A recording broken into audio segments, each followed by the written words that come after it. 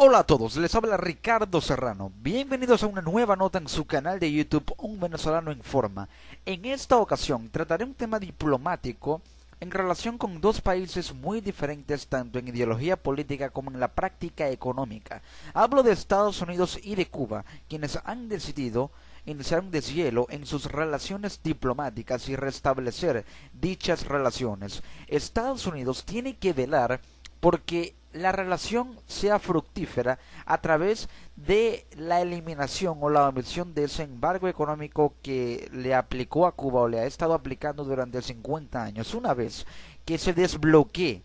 ese obstáculo que impide una relación que fluctúe de una forma más armoniosa entre Estados Unidos y Cuba, se podrá llevar a cabo una negociación en la que ambas partes salgan ganando, pero más que todo, sin favoritismo alguno, la parte cubana que más lo necesita y más que todo en el ámbito económico. Pero hay un ámbito o un aspecto muy polémico en toda esta situación que se trata del tema de las embajadas, un tema de política complejo, de relaciones internacionales y de diplomacia en la que están en juego factores políticos y económicos. Los económicos son los que van a arrojar los resultados que van a determinar y le van a dar a entender a la gente que pueden juzgar a favor o en contra de estas relaciones y si realmente fueron fructíferas, porque si hay una prosperidad económica en el pueblo cubano que sea favorecida a través de la acción de los Estados Unidos de Norteamérica, se podrá determinar si realmente estas conversaciones tuvieron un efecto positivo. Pero, mientras no sea así, esto es un juego político en el que ambas partes se pasan la pelota de un lado a otro como una especie de ping-pong y ahora es mucho el camino que queda por recorrer, pero los republicanos se oponen al acuerdo de Estados Unidos con Cuba. Ellos dicen que es legitimar a los Castro, que esto significa legitimar al régimen de los Castro. Los gobiernos de ambos países confirmaron que el 20 de julio reabrirán sus embajadas, a la vez que Obama reiteró el pedido para levantar el embargo. Críticas de los precandidatos Jeb Bush y Marco Rubio. Ahora pues, la confirmación de que Cuba y Estados Unidos reabrirán sus embajadas en menos de 3 semanas reiniciarán sus relaciones diplomáticas después de 54 años, no fue bien recibida por los líderes del Partido Republicano. El precandidato a las elecciones presidenciales de 2016 con mejor imagen positiva, Jeb Bush, afirmó hoy el anuncio legítimo afirmó hoy en que el anuncio legitima aún más el régimen brutal de Raúl Castro. Me opongo a la decisión de abrazar aún más al régimen de Castro con la apertura de una embajada en La Habana, afirmó Bush, ex gobernador de Florida, en un comunicado, mientras los estadounidenses se preparan para celebrar el aniversario de nuestra libertad de la tiranía y el compromiso con los principios democráticos. No es poca ironía que el presidente Barack Obama se prepare para abrir una embajada en La Habana. Bush explicó que su oposición se basa en que el régimen castrista ha detenido a disidentes y violado sus derechos humanos. Espero que el Congreso estadounidense realice un escrutinio de las concesiones hechas a La Habana antes de considerar la nominación de un embajador, concluyó el precandidato republicano. Y es que esta es una característica muy polémica de todo este asunto, que si Estados Unidos llega a restablecer del todo sus relaciones diplomáticas con Cuba y llega a abrir una embajada oficialmente en La Habana, esto le daría pista libre a Cuba para seguir legitimándose en el poder y esto implica una mayor persecución política a la disidencia cubana. Entonces,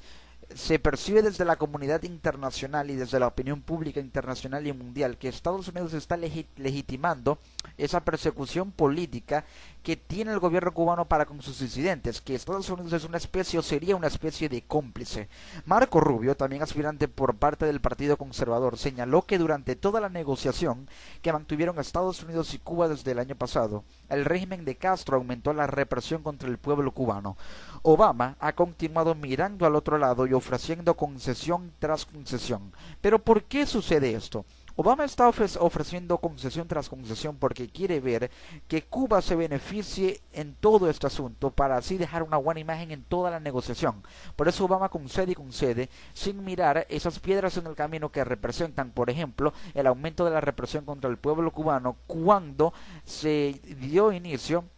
y aún se llevan a cabo las conversaciones entre Estados Unidos y Cuba. Al parecer Obama hace caso omiso a esa situación o esas piedras en el camino y quiere conceder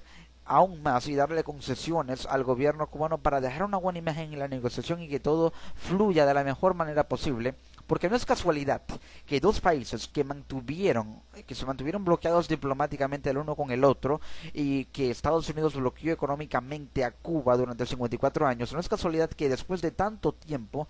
estos decidan restablecer relaciones diplomáticas. No es una casualidad ni un capricho, es una estrategia que pasa por los intereses geopolíticos de Estados Unidos en América y los de Cuba en Norteamérica para así poder ser más próspero económicamente y Estados Unidos dejar una buena imagen, un buen legado en su política exterior, más que todo ahora que Obama está finalizando su mandato, y tener mayor influencia en América y utilizar a Cuba como una puerta de entrada, así como ha utilizado a Venezuela, para tener mayor influencia geopolítica y comercial y también diplomática en la región de Latinoamérica, en América, Centroamérica, Suramérica y parte de Norteamérica. Rubio, senador por Florida e hijo de inmigrantes cubanos, sostuvo que es hora de finalizar las concesiones unilaterales a ese odioso régimen. El legislador cuestionó también que no haya cesiones por parte del régimen cubano en materia de derechos humanos y las peticiones sobre las propiedades confiscadas durante la Revolución cubana a estadounidenses. El presidente de la Cámara de Representantes estadounidense, John Boehner, coincidió con las críticas de Jeb Bush y Marco Rubio. La administración Obama está ofreciendo a los Castro el sueño de la legitimidad sin obtener una sola cosa para el pueblo cubano, que está siendo oprimido por esta brutal dictadura comunista, indicó en un comunicado de prensa. Como he dicho anteriormente, las relaciones con el régimen de los Castro no deberían ser revisadas y mucho menos normalizadas hasta que los cubanos disfruten de la libertad, y ni un segundo antes, sentenció el líder republicano. La normalización de las relaciones diplomáticas entre Cuba y Estados Unidos también divide aguas entre los disidentes. La apertura de una embajada castrista en Estados Unidos sin que este régimen haya hecho ninguna apertura en materia de derechos humanos contribuye a consolidar ese régimen, dijo contundente Orlando Gutiérrez, presidente del Directorio Democrático. En la misma línea, Antonio Díaz Sánchez, secretario general del Movimiento Cristiano de Liberación en Cuba, fundado en la isla por el activista fallecido Osvaldo Payá, aseguró que abrir una misión diplomática estadounidense en La Habana significa dar un espaldarazo a un gobierno tiránico que ha negado las libertades y derechos humanos. Ahora vemos cómo está la situación, pero es necesario argumentar para poder contextualizar el asunto.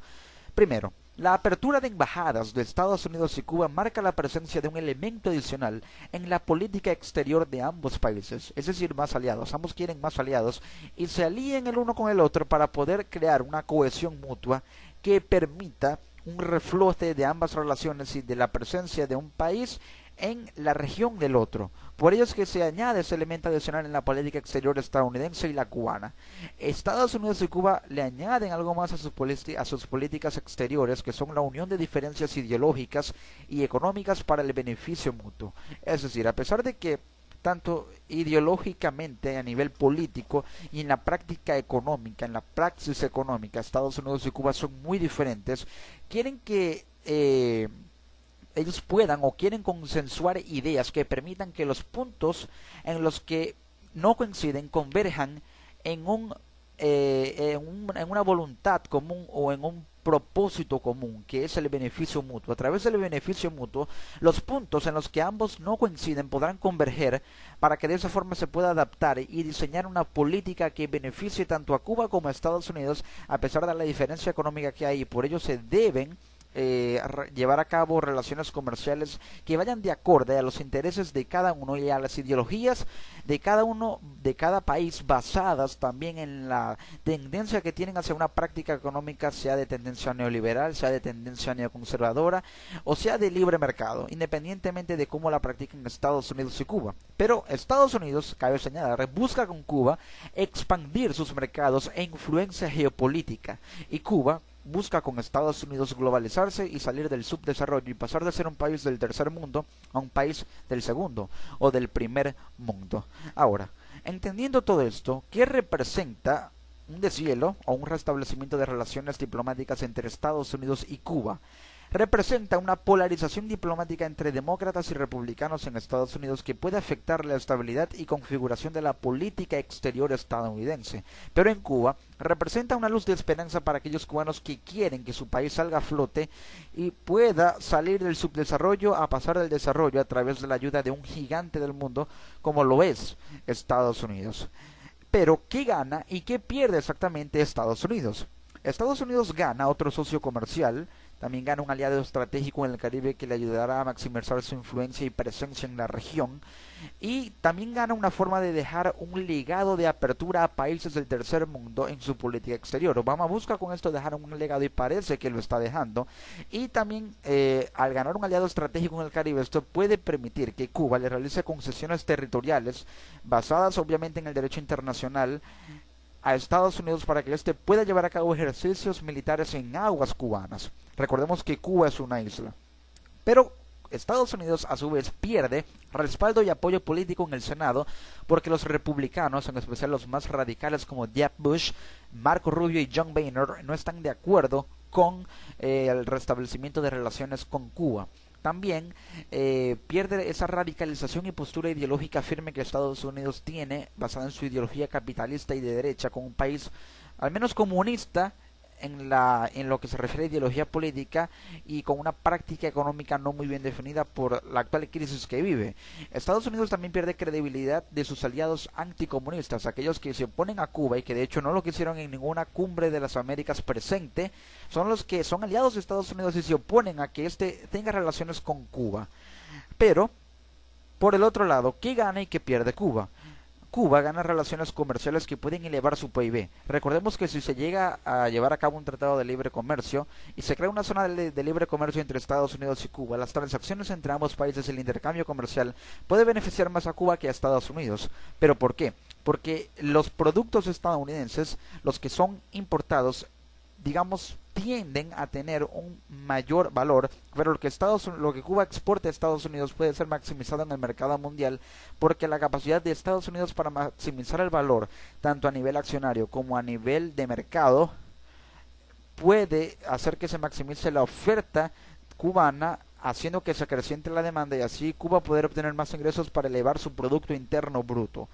Y Cuba también gana un aliado geopolítico que lo pueda respaldar en las cumbres internacionales, en la arena internacional cuando se lleven a llevar a cabo estos encuentros entre países. Cuba pierde, por otro lado, independencia del orden capitalista mundial, un país que como Venezuela se ha caracterizado por manejar en su retórica y en su discurso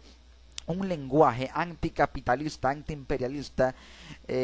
antiprimermundista y basándose más en la integridad regional. Pero parece que Cuba podría salirse de esa integridad regional y ese capitalismo que tanto ha criticado para unirse a un país imperialista al que tanto se ha puesto durante muchos años. Pero ya eso es un tema ideológico. Con esto nos queda una idea muy clara de que lo que los cubanos quieren es una luz de esperanza para su economía y para mejorar su calidad de vida.